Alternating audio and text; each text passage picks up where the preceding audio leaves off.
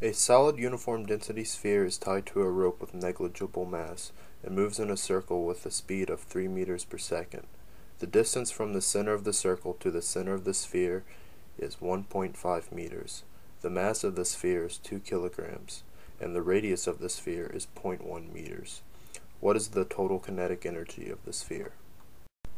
The total kinetic energy is equal to the translational energy plus the rotational energy.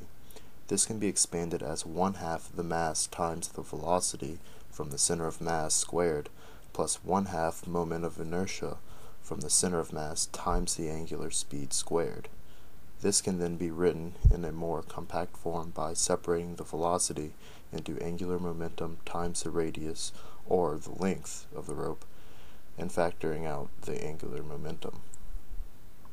The moment of inertia of a sphere is 2/5 the mass times its radius squared. From this we can rewrite the equation for the total kinetic energy by replacing the moment of inertia with 2/5 mr squared. This leaves us with one unknown. Now let's find the angular speed.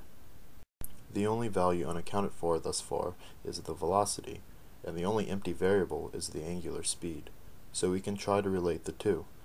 The angular speed is the same as 2 pi over the period. If we multiply this by the length of the rope, we can get a value for the velocity. Now we can rewrite and say that the angular speed is equal to the velocity divided by the length of the rope. Now that we have all the variables accounted for, we rewrite the angular speed in the total kinetic energy equation and begin to solve.